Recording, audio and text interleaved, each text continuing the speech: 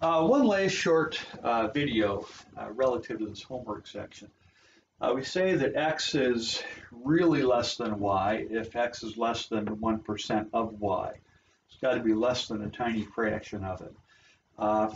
This is somewhat arbitrary, but we saw on the previous examples that if we have an initial infected population that's a really small portion of the infectable population, then we can make certain assumptions about the exponential growth rate being very close to the logistic growth rate. So this concept is also very important in physical sciences, both physics and chemistry.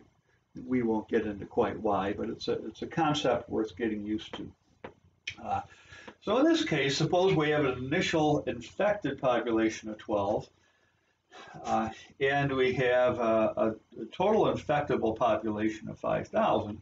Is this true? Is 12 really, really less than 5,000? Well, very simply put, we can take 1% of 5,000, 0.01 times 5,000, which is 50, and we really are asking if 12 is less than 50.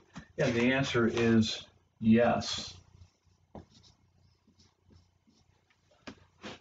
Okay, and so the answer is yes to this as well.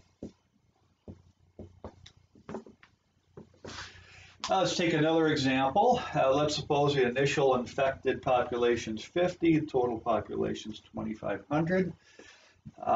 Is I0 really less than K? Well, guess what? Let's take 1% of 25,000.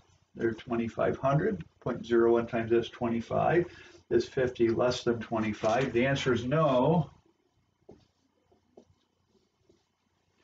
And so the answer to this is no, quite simply put. So if we were to figure out the exponential growth rate and apply that, drop one sig fig, and apply that to the logistic growth rate, we would probably be in error.